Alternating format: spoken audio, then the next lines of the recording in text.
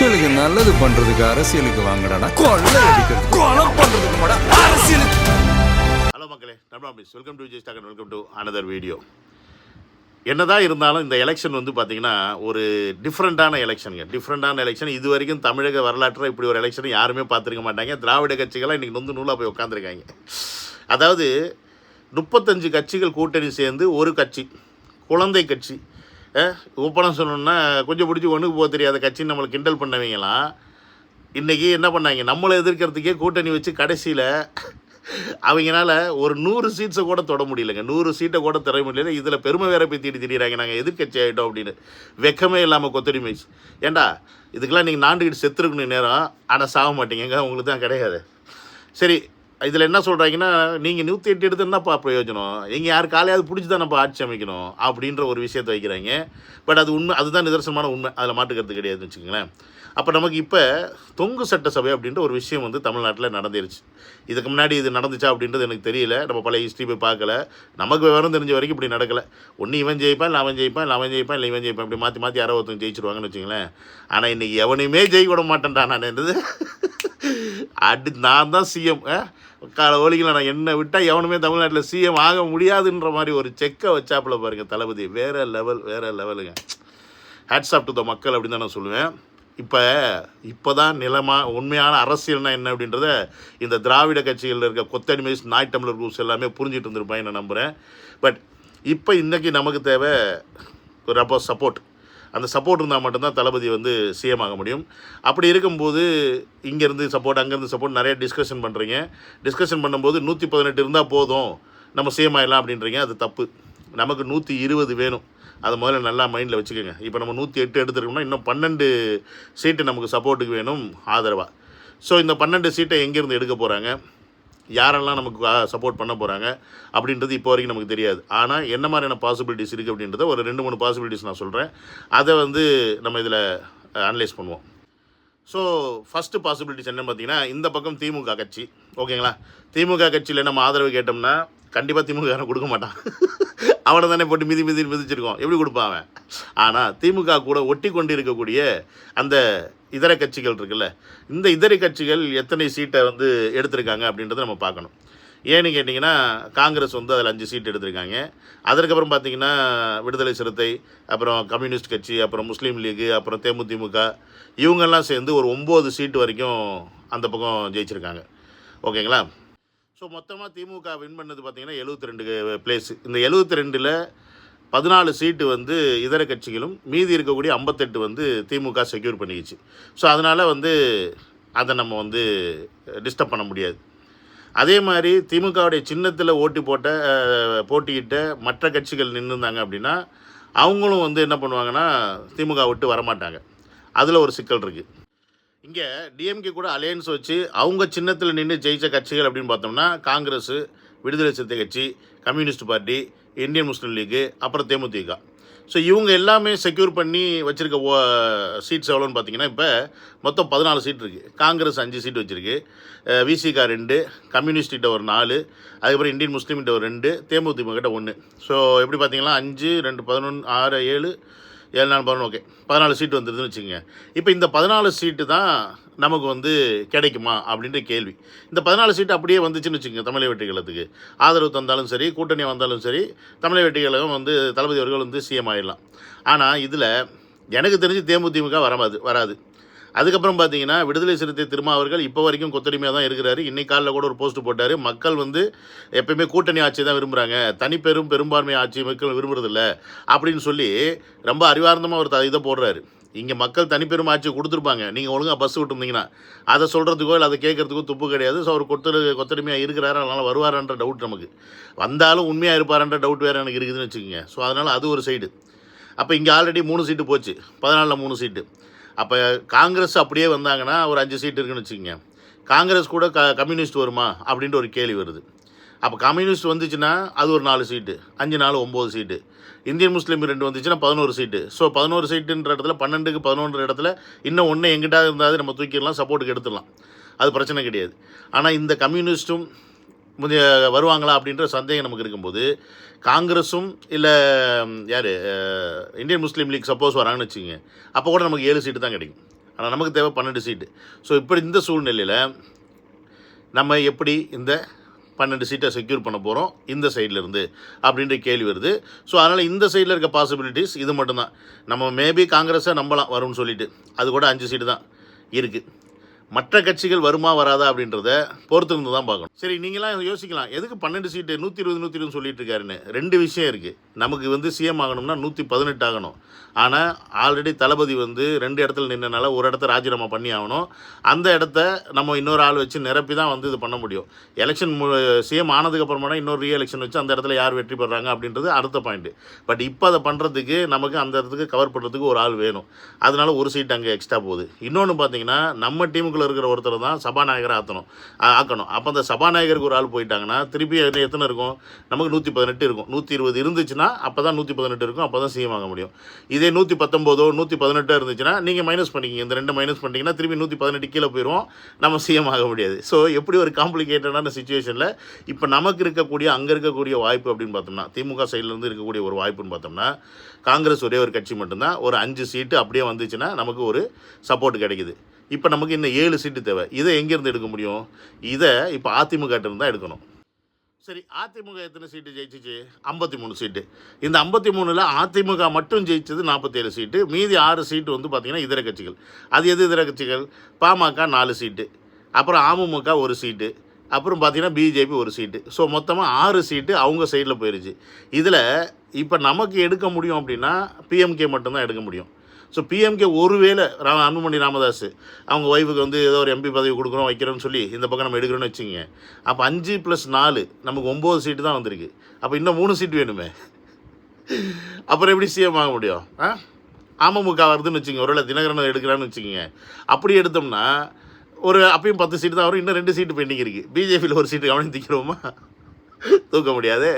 அப்போ இங்கே திரும்பியும் சிஎம் ஆகிறதுல ஒரு முட்டுக்கட்டை இருக்குது இந்த பக்கத்தில் இருந்து. அப்போ நமக்கு வர வேண்டியது யார் வரணும்? ஒருவேளை திமுகவிலேருந்து விடுதலை சிறுத்தை கட்சிகள், கம்யூனிஸ்ட் பார்ட்டி, காங்கிரஸ் பார்ட்டி இவங்க எல்லாமே சேர்ந்து நமக்கு சப்போர்ட் பண்ணாங்க அப்படின்னா நம்ம தளபதி அவர்கள் சிஎம் ஆகலாம். பட் இந்த இடத்துல இன்றைக்கி கூட தேர்தல் அறிக்கையில் ஒரு அறிக்கை விசிகா விடுதலை சிறுத்தை தலைவர் திரும்ப விட்டுருக்காப்புல. அவர் விட்ட அறிக்கையெல்லாம் பார்த்தா நமக்கு சிரிப்பாக தான் இருக்குது. மக்கள் எப்பயுமே பெரும்பான்மை ஆட்சியை விரும்புறதில்ல, கூட்டணி ஆட்சி தான் விரும்புகிறாங்க. அதுக்கு இதுவே சான்று, இந்த தொங்கு சட்டசபையே சான்றுன்னு. கொஞ்சமாவது ரோசம், வெக்கம், மானம், சூடுலாம் இருந்துச்சுன்னா திருமாவர்களே பஸ்ஸை எலெக்ஷன் அன்றைக்கி விட்டுட்டு நீங்கள் பேசியிருக்கணும். அன்றைக்கி எல்லாத்தையும் ஒழிச்சு வச்சுவிட்டு இன்றைக்கி இப்படி பேசிட்டு உட்காந்துருக்கீங்க அப்படின்னு தான் நமக்கு கேட்க தோணுது. ஸோ திமுக கிட்ட கொத்தடிமையாக தான் இன்னமும் திரும்ப இருக்கிறார் அப்படின்னும் போது அவர் வருவார்ன்ற நம்பிக்கைலாம் எனக்கு இல்லை. அவர் வந்தாலும் நம்பிக்கையாக இருப்பாரான்ற கேள்வியே எனக்கு இருக்குன்னு வச்சுக்கங்களேன். ஸோ அதனால் இந்த ஒரு சிக்கல் இருக்குது. ஸோ எப்படி கூட்டி கழித்து பார்த்தாலும் இந்த இதர கட்சிகளில் இருக்கக்கூடிய சீட்ஸ் அப்படின்னு நான் சொல்கிறது, இந்த பக்கம் ஒரு 14, இந்த பக்கம் ஒரு 12, இந்த பக்கம் பார்த்திங்கன்னா ஒரு 6, மொத்தம் 18 சீட்டு. இந்த 18 பேர் தான் நம்மளை தளபதி சிஎம் ஆக்கக்கூடிய இடத்துல இருக்கவங்க. இந்த 18 பேரில் எத்தனை பேர் இதில் 12 பேர் ஒத்துக்கணும்.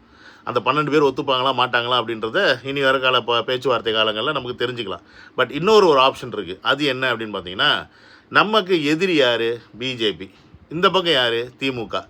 நம்ம அதிமுகவை ஸ்டார்டிங்லேருந்தே எதிர்க்கலை. ஆனால் இந்த டயத்தில் நம்ம அவங்களுடைய சப்போர்ட்டை கேட்கலாம் அப்படின்றது இன்னொரு ஆப்ஷன். ஏன்னா அதிமுக எடப்பாடி பழனிசாமி கிட்ட கிட்டத்தட்ட 47 சீட் அவர் ஜெயிச்சு வச்சுருக்காரு. அவர் அப்படியே ஆதரவு கொடுத்தார் அப்படின்னா நமக்கு பார்த்திங்கன்னா வேறு எந்த பிரச்சனையுமே இருக்காது. நமக்கு தேவையான செக்யூரும் முடிஞ்சிடும். அதுக்கப்புறம் பார்த்திங்கன்னா இந்த ஆட்சியில் இந்த மாதிரி பல பேரை ஒட்ட வைக்கும்போது என்ன ஒரு ரிஸ்க்குன்னு பார்த்திங்கன்னா, என்றைக்கு அவன் பிடிங்கிட்டு போவேன்னு தெரியாது. நம்ம மிரட்டிகிட்டே இருப்பாங்க. இந்த மாதிரி சிக்கல்லாம் இருக்குது. இதே ஒட்டுமொத்தமாக சேர்ந்துருச்சு அப்படின்னா என்ன ஆகுன்னு பார்த்திங்கன்னா, ஒரு கூட்டணி ஆட்சி ஆயிரும், ஸ்ட்ராங் ஆயிரும். இவங்க கலந்து போயிடுவாங்கன்ற பயம் இருக்காது. அடுத்த 5 வருஷத்துக்கு எந்த ஒரு பிரச்சனையும் இல்லாமல் ஆட்சியை செய்ய முடியும் அப்படின்ற ஒரு ஆப்ஷன் இருக்கு. ஆனால் சிக்கல் என்னன்னா, அதிமுக பழனிசாமி பார்த்தீங்கன்னா பிஜேபி கூட கூட்டணி வச்சிருக்காரு. ஸோ அவர் இப்போ என்ன பண்ணணும்னா, அந்த கூட்டணி ஒருவேளை கழட்டி விட்டுட்டு பிஜேபி கூட நாங்கள் இனி சேரலை, நாங்கள் இந்த மக்கள் பிஜேபி ஏற்றுக்கொள்ளவில்லை என்று நாங்கள் புரிந்து கொண்டோம், மக்களின் உணர்வை மதித்து தமிழக வெற்றி கழகத்துக்கு வாக்களித்த மக்களின் நம்பிக்கை எப்படி சொல்கிறது, இப்படிலாம் அந்த அரசியல் வார்த்தைகள் பேசுவாங்க, அதனால மாதிரி சொல்கிறேன். இப்படிலாம் ஒரு 4 டைலாக் விட்டு நாங்கள் விஜய் அவர்களுக்கு ஆதரவு தெரிவிக்கிறோம் அப்படின்னு சொன்னாங்கன்னா அது ஒரு ஆப்ஷன், நல்ல ஆப்ஷனு, பெஸ்ட் ஆப்ஷனு. எதுவுமே நமக்கு பிரச்சனை இருக்காது அடுத்த 5 வருஷத்துக்கு அப்படின்றது என்னுடைய பாயிண்ட் ஆஃப் வியூ. உங்களோட கருத்தை நீங்கள் போடுங்க. ஏன்னா வேறு ஆப்ஷன் இல்லைப்பா நம்மக்கிட்ட.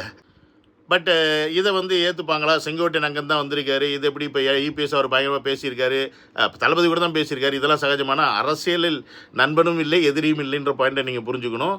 அதனால் வந்து இன்றைக்கி நமக்கு தேவை என்னென்னா ஆட்சி அமைக்கிறதுக்கு இவங்க கொடுக்கக்கூடிய சப்போர்ட்.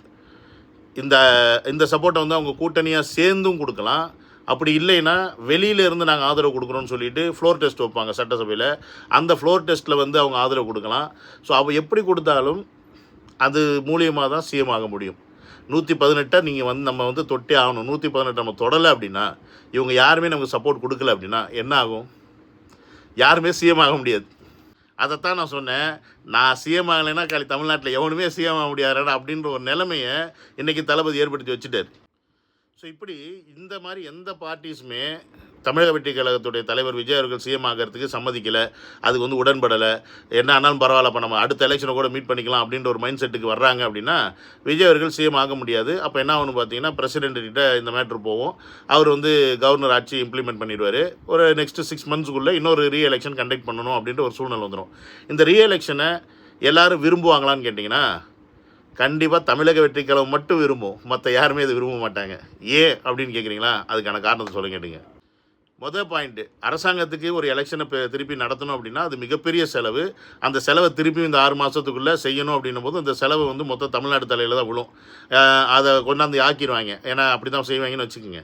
2வது, இந்த 6 மாதத்துக்குள்ளே பிஜேபி தான் வந்து தமிழ்நாட்டை ஆளும். அதுக்குள்ளே என்னென்ன மாதிரியான விஷயத்தை இம்ப்ளிமெண்ட் பண்ணுவாங்க, ஏது பண்ணுவாங்க நமக்கு தெரியாது. அதை அவங்க செய்கிறதுக்கான வாய்ப்புகள் இருக்குது. சரி, அது பிரச்சனை கிடையாது. அடுத்த 6 மாதத்தில் நம்ம திருப்பி சிஎம் ஆகிட்டோம்னா அது என்ன வேணால் பண்ணிக்கலாம். ஸோ அதனால் இது அரசியல் பக்கம். ஆனால் இங்கே இருக்கக்கூடிய இந்த திராவிட கட்சிகளுக்கு அல்லு கலண்டுரும். ஏன்னு கேட்டிங்கன்னா, ஆல்ரெடி ஏகப்பட்ட காசு, கிட்டத்தட்ட 10,000-15,000 கோடியை இந்த எலெக்ஷனுக்காக செலவு பண்ணியிருக்காங்க 2 கட்சிகளுமே. ஆனால் இவ்வளோ கோடி செலவு பண்ணியும் ஒட்டுமொத்த மக்களும் காசை வாங்கிட்டு இன்றைக்கி தளபதி அவர்களை மெஜாரிட்டியில் உட்கார வச்சுருக்காங்க அப்படின்னா, அப்போ அதுக்கு என்ன காரணம்? இன்றைக்கி ஒரு மாற்றம் வேணும் தமிழ்நாட்டுக்கு அப்படின்றத மக்களாக நாமெல்லாம் முடிவு பண்ணிட்டோம். கிட்டத்தட்ட 37-38% மேலே ஓட்டு வாங்கி இன்றைக்கி தனியாளாக விஜய் அவர்கள் நிற்கிறார். அப்போ இந்த மக்கள் திருப்பி ரீஎலெக்ஷன் வச்சா யாருக்கு ஓட்டு போடுவாங்க? விஜய் தானே ஓட்டு போடுவாங்க. நீ என்ன பண்ணுவேன்? திருப்பி ரீஎலெக்ஷன் வச்சுன்னா காசு கொண்டு போய் கொடுக்கணும். யாருக்கு காசு கொடுப்ப? இதே மக்கள் தான் கொடுத்துக்கணும். கொடுத்தா தான் நீ அவங்க ஓட்டு போடுவாங்க, இல்லைனா ஓட்டு போட மாட்டாங்க. அப்போ இந்த இடத்துல என்ன ஆகுதுன்னா, இந்த 2 திராவிட கட்சிகளுக்குமே திருப்பி செலவு பண்ணுறது ரிஸ்க்கு. செலவு பண்ணால் திருப்பி மக்கள் நம்ம ஓட்டு போட்டு தேர்ந்தெடுப்பாங்களன்றது ரிஸ்க்கு. 23 கூட்டணி வச்சு, இந்த பக்கம் 8 கூட்டணி வச்சு, இத்தனை கூட்டணி வச்சு நம்ம மெஜாரிட்டியாக ஒரு 100 சீட்டு கூட தொட முடியலையேடா அப்படின்ற நிலையில் இவங்க இருக்கும்போது இவங்க எப்படி தைரியமாக அடுத்த எலெக்ஷனை 6 மாதத்தில் ஃபேஸ் பண்ணுவாங்க? கண்டிப்பாக ஃபேஸ் பண்ண மாட்டாங்க. ஸோ இந்த எலெக்ஷனில் நம்ம பசங்களுக்கு எலெக்ஷன்னா என்ன, தேர்தல் பூத்துனா என்ன, பூத்தில் எப்படி இருக்கணும், என்ன மாதிரியான பிரச்சனைகள்லாம் களத்தில் ஃபேஸ் பண்ணணும் அப்படின்றத இந்த எலெக்ஷனில் தமிழக வெற்றி கழகம் பக்காவாக படிச்சுட்டாங்க. இனி 6 மாதத்தில் நீ எலெக்ஷன் வைக்கும்போது அது திமுக காரணம் இருந்தாலும் சரி, எவனாக இருந்தாலும் சரி, வாங்கடா பார்த்துக்கலான்னு களத்தில் தைரியமாக இறங்குவாங்க. என்னாச்சுன்னா, ஆல்ரெடி அரசியல் அனுபவம் வந்துருச்சு. அப்போ பழந்துன்னு கொட்டை போட்ட வேலை நீ பொத்திக்கிட்டு தான் இருக்கணும், அரசியல் களத்தில் நாங்கள் இறங்கணும் அப்படின்னா. ஸோ அந்த ஒரு பயம் ஒன்று வந்துடும் அவங்களுக்கு. 2வது, இந்த வாட்டி நம்மளை இந்த 108 உட்கார வச்சதுக்கு முக்கியமான காரணமே இந்த பரதேசிங்க பஸ்ஸு விடாமல் போனது தான். இந்த பஸ்ஸை மட்டும் ஒழுங்காக விட்டுருந்தாங்கன்னு வச்சுக்கோங்களேன், இன்றைக்கி 120, 130 தாண்டி போயிருக்கும் தமிழக வெற்றி கழகம். உதாரணத்துக்கு சிம்பிளாக சொல்லணும்னா, பெரிய கருப்புன்றவர் ஒரு ஓட்டு வித்தியாசத்தில் தோற்று போயிருக்காருங்க. பாருங்கள், ஒரு ஓட்டு வித்தியாசத்தில் தமிழக வெற்றி கழகம் தம்பிக்கிட்ட தோற்று போயிருக்காருன்னா, அப்போ எத்தனை ஓட்டுகள் இந்த வாட்டி போட முடியாமல் போயிருக்கு. அந்த ஓட்டெல்லாம் போட்டிருந்துச்சுன்னா இன்றைக்கி மெஜாரிட்டியான இடங்களில் தமிழக வெற்றி கழகம் ஜெயிச்சிருக்கும். இவங்க இன்னும் சீட் ஷேரிங் கம்மியாக போயிருக்கும். ஆனால் அடுத்த எலெக்ஷன் வச்சுன்னு வச்சுக்க, நீங்கள் இதை பண்ணுவீங்கன்னு தெரிஞ்சு நாங்கள் 2 நாளைக்கு முன்னாடியே பசங்களாம் ஊருக்கு போயிடுவாங்க. அப்புறம் என்ன பண்ணுவீங்க நீங்கள்? ஸோ இப்போ இவங்களால பஸ்ஸு டெக்னிக்கு முடிஞ்சு. அதாவது இப்போ திமுகவுடைய தில்லு முள்ளுகள், திமுக என்னெல்லாம் பண்ணும் ஒரு எலெக்ஷனில் ஜெயிக்கிறதுக்கு, என்ன மாதிரியான வேலையெல்லாம் செய்யும் அப்படின்றத இன்றைக்கி மக்கள் புரிஞ்சுக்கிட்டாங்க, இளைஞர்கள் புரிஞ்சுக்கிட்டாங்க, பெண்கள் புரிஞ்சுக்கிட்டாங்க. அப்போ இந்த தீய சக்தியை தூக்கி போடுறதுக்கு தமிழக வெற்றி கழக தலைவர் தெம்பா தைரியமாக நிற்பார். ஆனால் நீங்கள் நிற்பீங்களாடா? அதுதான் என்ன கேள்விங்க. உங்கள் கூட கூட்டணி நின்னாங்களே, இவங்க நிற்பாங்களா உங்கள் கூட திருப்பி அந்த எலெக்ஷனில்? சத்தியமாக நிற்க மாட்டாங்க. ஏன்னா இன்றைக்கி விஜய் அவருடைய மெஜாரிட்டி பார்த்துட்டாங்க, இங்கே வந்து சேரலான்னு வருவாங்க. அப்போ வரும் காங்கிரஸ், நான் எங்களுக்கு ஒரு 30 சீட்டு கொடுங்க, 40 சீட்டு கொடுங்கன்னு. அப்போ என்ன பண்ணுவீங்க? நக்கிட்டு போயிடுவீங்களா? ஸோ அவங்களுக்கு ரிஸ்க் இருக்குது. உண்மையை சொல்லப்போனால் அவங்களுக்கு தான் பெரிய ரிஸ்க் இருக்குது அப்படின்றத நீங்கள் புரிஞ்சுக்கணும். ஸோ அதனால் ரீஎலெக்ஷன் பாயிண்ட்டுக்கெல்லாம் இந்த கட்சிகள் போக மாட்டாங்க அப்படின்னு நான் நம்புகிறேன். இவங்க போனாங்கன்னா இவங்கள மாதிரி முட்டாள்கள் வேறு யாரும் கிடையாது அப்படின்றத மக்கள் வந்து ஆல்ரெடி காமிச்சிருக்காங்க. ஸோ இதை பேஸ் பண்ணி தான் இவங்க இந்த எலெக்ஷனில் இப்போ தமிழக வெற்றி கழகத்துக்கு சப்போர்ட் பண்ண போகிறாங்க. ஆனால் யார் சப்போர்ட் பண்ண போகிறா, எப்படி சப்போர்ட் பண்ண போகிறா அப்படின்றத தலைமை தான் முடிவு பண்ணணும்னு வச்சுக்கோங்க. என்னுடைய பாயிண்ட் ஆஃப் வியூவில் இன்னொரு விஷயம் என்னென்னா, தமிழக வெற்றி கழகம் தனி மெஜாரிட்டியாக ஜெயிச்சிருந்தா கூட இந்த ஒட்டுமொத்த எதிர்கட்சிகளையும் எதிரி கட்சிகளாக வச்சுக்கிட்டு தமிழகத்தை ஆள்றது அப்படின்றது மிகப்பெரிய ஒரு ரிஸ்க்கு, மிகப்பெரிய ஒரு பிரச்சனையை ஏற்படுத்திக்கிட்டே இருப்பாங்க. எந்த ஒரு நல்ல திட்டத்திலையும் செய்ய விடாமல் இங்கே முடக்கம் எதாவது பண்ணிக்கிட்டே இருப்பாங்க அடுத்த 5 வருஷத்துக்கு. ஆனால் இப்போ ஏதோ ஒரு கட்சிகளுடைய சப்போர்ட், அது காங்கிரஸாக இருக்கலாம், இல்லை நான் சொன்ன மாதிரி பழனிசாமி அவர்கள் வந்து பிஜேபி விட்டு கலந்து வந்து ஒட்டுமொத்தமாக தமிழக வெற்றி கழகத்துக்கு சப்போர்ட் பண்ணுறான்னு வச்சுக்கோங்க, அந்த சப்போர்ட்டாக இருக்கலாம். ஸோ இப்படி ஏதோ ஒரு சப்போர்ட் இருக்கும்போது என்ன ஆகுனா, இவர் வந்து சிஎம்மாக கொஞ்சம் நிம்மதியாக வேலை பார்க்க முடியும். ஏன்னா இவர் வைக்கக்கூடிய அந்த சில விஷயங்களை எல்லா இடத்துலையும் எதிர்க்க மாட்டாங்க, அதற்கான ஒரு வரவேற்பு இருக்கும். அப்போ இந்த ஒரு இக்கட்டான சூழ்நிலையை ஆண்டவனாக க்ரியேட் பண்ணி தான் கொடுத்துருக்கான்.